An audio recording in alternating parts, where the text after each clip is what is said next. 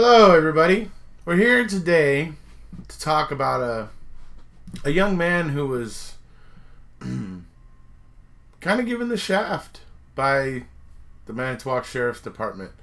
Common theme, I know, but in this case, this was a good kid. He deserved to have his death investigated properly. His family deserved it, and well, Manitowoc just didn't really do much. They didn't really do much. And I've already did a video last year around this time, because January 10th is the anniversary of Ricky's death. He was basically the victim of a hit and run in the early morning hours of December 10th.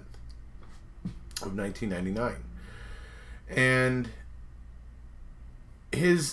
there's a few things about the case that are kind of just off, and the first thing that you'll notice, I'll post a link to my other video down below. I will also post a link to all the documents down below, if you feel like reading up on Ricky's case.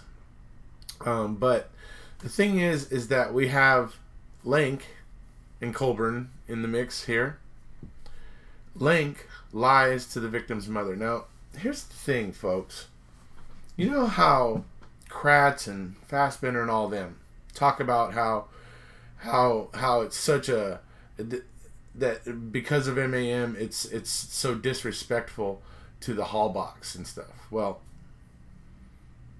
as you're listening to the things that Manitowoc Sheriff's Department did in this video, just think about that for a second, and just kind of judge how much do you think they really care about the hall box if they could do what they did to Ricky's mother. Okay, so just food for thought. Now, Ricky was a pretty good kid. He was a really good kid. I mean, he really was not. He wasn't out to hurt anybody. He was actually coming home from like a party. He was hanging out at a friend's house, and they were drinking soda and watching movies or whatever. And he was walking home. He was literally like 25 to 50 feet from his own driveway when what they suppose is a drunk driver, like, swerved off of the road where he was walking and hit him, and then kept driving. Panicked and kept driving. So that's basically what happened. So I mean, he was coming home from a friend's house. He was almost home. I mean, it's just so really heartbreaking that what happened to Ricky. I mean, it's really, it's bad enough what happened to Ricky, but then to add on top of it the lies that are told to his mother by, in particular, James Lank. Yeah, you know how Kratz tries to tell you how he's such a great law enforcement officer, and how he doesn't deserve, to be suspect, like, or whatever. And it's just like, yeah, whatever. He lied to a victim's mother and said that he had done something that he had not done. Yeah. He finally gets around to doing it 5 years afterward. 5 years after Ricky's hit and run, he finally gets around to doing it when Ricky's mother calls DCI and finds out that he was full of crap. And because she was calling asking about that, if they had ever filed with DCI like James Lank had told her he did, they checked and found that there had never been no report. That Manitowoc County Sheriff's Department had never reported this to them at all. The first that they heard of it was in 2002 from Ricky's mother, herself. So when she was calling to ask if they had ever received any, if they had ever been contacted by Manitowoc County Sheriff's Department, they checked and said no. So they were instantly wondering why Manitowoc County Sheriff's Department told her that they did. And so they open up an investigation. They start looking into the Ricky Hochstetler case. Just because they wanted to, Clearly, obviously, maybe they're feeling that Manitowoc's heart wasn't in it, and they wanted to go ahead and try to help Ricky's mother, which is the right thing to do. So, DCI investigates. They really weren't able to help. I mean, how much were they going to be able to do 5 years later? I mean, why they weren't called out immediately, and why Ricky's mother was lied to that there was nothing, they don't help out with this type of thing when she calls and finds out they absolutely do. They have actually very specialized equipment for helping to figure out kind of like what happened and to help them figure it out. They have like special equipment just for that.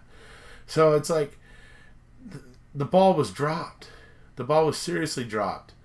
And once again, you're there with Link in it. The other thing about this is that eventually it came around to they found themselves a suspect. DCI started to investigate Sheriff Robert Herman. They believed that he may have been the one that ran Ricky down. Okay, they investigated him once, and then they backed off. They couldn't find enough to tie him to it or whatever, so they whatever. They backed off of the investigation essentially. Well, a little while after that, they ended up reopening that investigation and looking at him again and investigating him again. They didn't bring any charges against him again.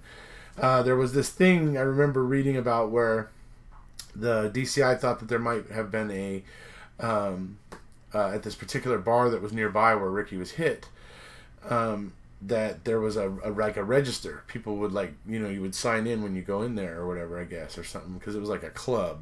It wasn't just like a bar or whatever. It was like I don't know, I would almost maybe say like a Moose Club or an Elks Club or one of those types of deals. Anyway, they believe that they found out that this place kept that like a guest book or whatever. People signed in and stuff like that. So they go to check it out. Basically, a week before they arrived, the club had decided to destroy all their old sign-in books. A week before DCI came looking for it. So, pretty interesting, really. I mean, I can't say that there was something shady going on there, but odds are there's probably something shady going on there. But anyway, so it's like, how did Robert Herman get twice suspect to where he was investigated twice for this? And then you got, like I said, James Link lying to the victim's mother. I mean, so you got all these things. These are the things about Ricky's case. And this is the reason why anybody who's interested in Stephen and Brendan's case should also maybe take a little bit of an interest in Ricky's. Because it's damn interesting that these certain same players show up in Ricky's case and they're completely botching it there too. They're completely screwing up, I think people should know. So right now, what I want to do is I want to show you my favorite picture of Ricky. My favorite picture of Ricky, man. It's awesome. Watch. Check this out. Yeah, there he is. Shiver me timbers, matey. I love little pirate Ricky, man. He's rocking that pirate's costume, man. And you gotta imagine, people, that there was a lot of moments like this that his family shared with him, and they deserve justice too. They deserve to have the cops and the law enforcement really caring about them the way that they supposedly care about the Hallbox.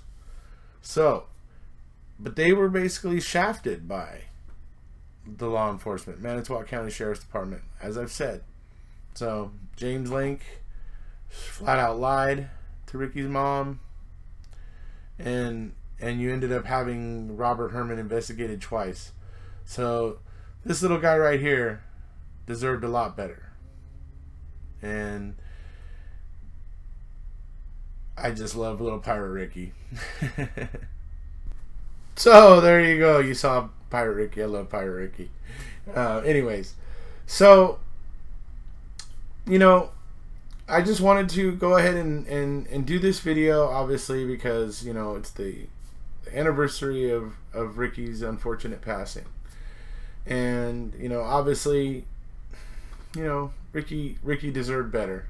So I wanted to go ahead and make a video here today to go ahead and create more awareness for Ricky. And also the fact of how, you know, the way that there's connections between Ricky's case and Stephen and Brendan's.